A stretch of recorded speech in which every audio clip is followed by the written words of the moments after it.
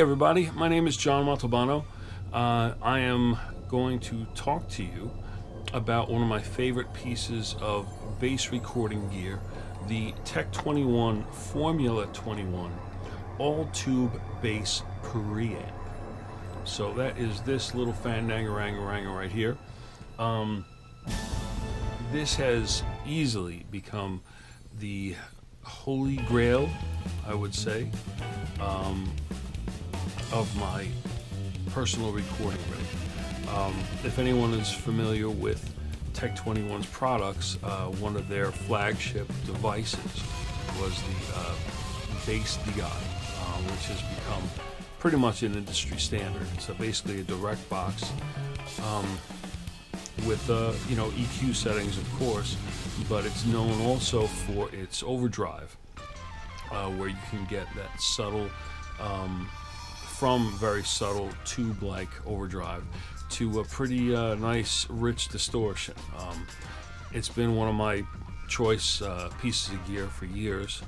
It's always in my gig bag. I always take it to pretty much every situation.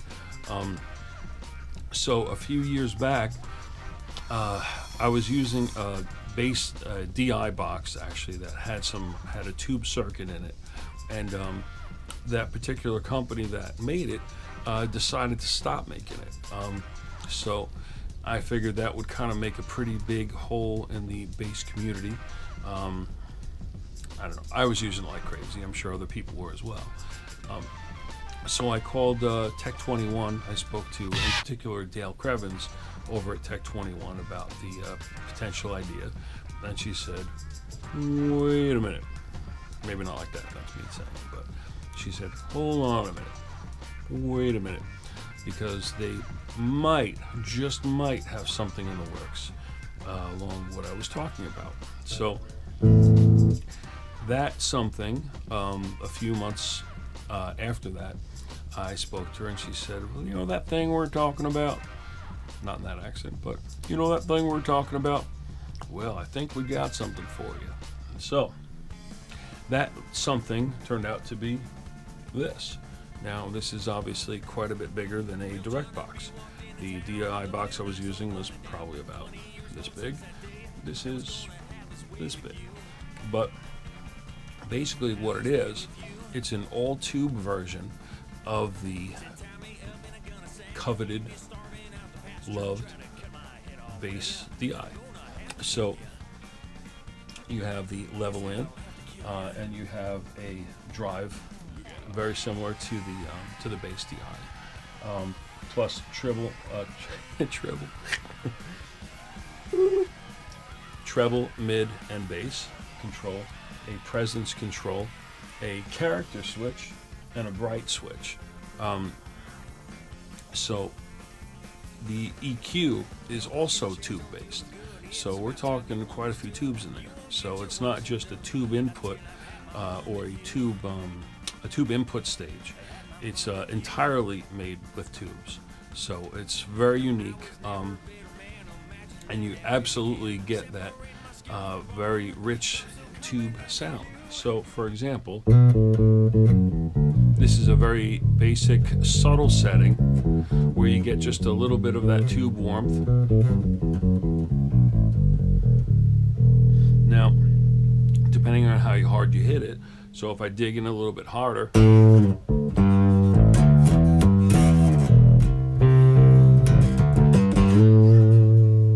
you definitely get considerable more of that tube richness to it.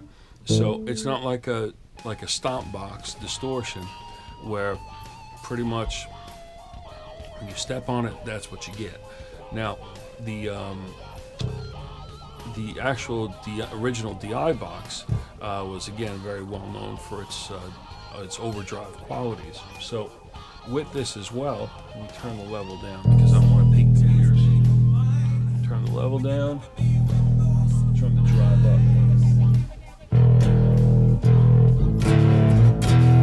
So there you can see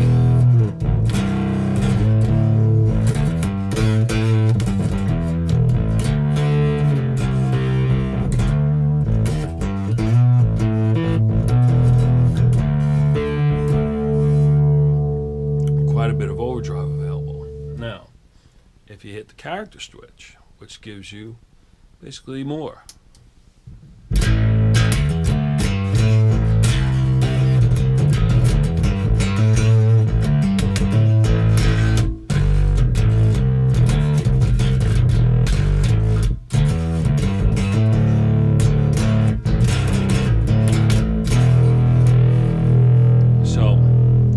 Magic about this too, let's let it fade, let's let it fade, let's let it fade. Now if I stop the notes all together, what do you hear? Nothing. It's not like a stomp box where if you're going to kick an overdrive, you all of a sudden get this out of it. So it's extremely well designed. It's a great dynamic effect and all around direct box, basically. So it's more than just that. So if you are, when you think of like older tube amps, you know, a lot of times you think of like an Ampeg B15, you know, something that was like a studio standard, and still is a studio standard. A lot of people, a lot of engineers kind of went to that. Number one, because it's what they were used to. Number two, because it did have a lot of natural richness to it. So due to its tube circuitry. So, like for example, this is an active bass. This is one of Ned Steinberger's NS design radius basses. So this is an active bass with a piezo pickup in it. It's quite modern sounding. So, you might ask, I don't know if you will, but you might. So, how would this sound with like a more vintage bass? So, if I had let's say a Hofner, okay? Everyone, we will summon the Hofner, okay? Repeat after me. Oh, Hofner, please, in your infinite wisdom, appear in my hands and... Oh, what do you know? It's a Hofner. Who would have thought? Anyway, I particularly gravitate towards Hofners. Gotta fix my seating arrangement here because it's a bit uncomfortable. I gravitate towards Hofners. I love the pretty pure fundamental. A lot of people gravitate towards Hofners to emulate the Paul McCartney sound. I'm a Beatles fan, absolutely. I can't say that I'm a Beatles collector, but Paul is probably one of the best bass players out there. You know, very creative, very musical. But his sound on all the Beatles stuff, you really heard the pure fundamental, and it wasn't so much the Beatles that kind of drew me to the Hofner. I just kind of played one by accident, and being kind of involved in a little bit of like R&B hip hop stuff, I realized how incredible it would be in a lot of that stuff. I mean, a lot of people try to create the James Jamerson, P-bass sound with with flat wounds. Actually, to get a nice tight sound out of that, you really need the right compression, the right amplifiers, that kind of thing. I always found that the Hofners had like a natural compression, and you really never had to do anything to the sound of it, in my opinion.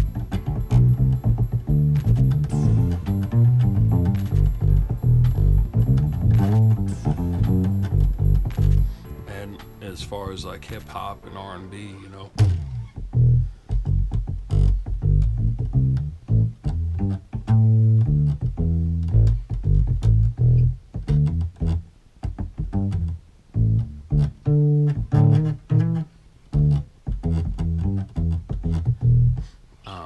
everyone I've recorded this thing with has been pretty much changed for life. But back to the Formula 21 is, you heard some of the overdriven sounds from it, but you can get a really natural tube sound out of it, basically reminiscent of the B-15s, with really minimal adjustment. You know, the EQ is very functional, very musical. There's really no bad settings on it. It doesn't get into those settings that are unusable. It's not necessary. Why? You know, so the design that Andrew Barta from Tech 21 came up with is really amazing. It's really amazing, and his history is with tube amplifiers. So even though most of Tech 21 products is solid state, a lot of his experience was drawn from tube amplifiers. Thus, the reason for the original bass DI was to really simulate the tube essence, I guess, in a solid state format. So,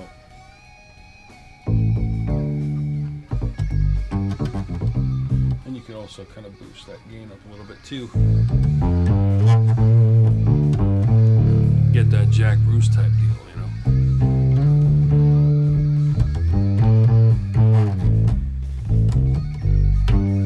So basically, when I record any bass tracks, pretty much I record a single direct track, just a dry track. I record one specifically through this. Again, if it's more of like a heavier type group, you know, or it requires some of that overdrive, I'll do the track with the overdrive from this. So minimum, I give whoever I record for 2 tracks, and then I might give them a third, you know, through a through one of my other preamps, actually, you know, to give it a little bit, maybe the EQ that I think would be appropriate for the mix. But I give them 3 different versions, you know, of the same tracks, so they can kind of like blend it or whatever they need, whatever they can use. So, but the Tech 21 Formula 21 all tube bass preamp is basically the cornerstone in my studio. Thus, the revered location, you know, has its own little bookcase here, which is pretty kind of cool. And it actually does stay cool. You can't, you know, it stays pretty cool. Of course, I don't have it up against the back of anything. There is ventilation in the back, but it doesn't require any kind of a fan or anything like that. But you know, you can't, you know, keep it cooped up. But this particular, there's holes in the back of it for ventilation. So, but I love it. You will love it. Check out Tech 21 products. I use quite a bit of them. I have played different amplifiers and stuff over the years, and everything always has me gravitate towards their products. Not just because they're great people, because they make really great stuff, and it's very important for my sound and my professional career in music. So, thank you very much. This is John Montalbano signing off.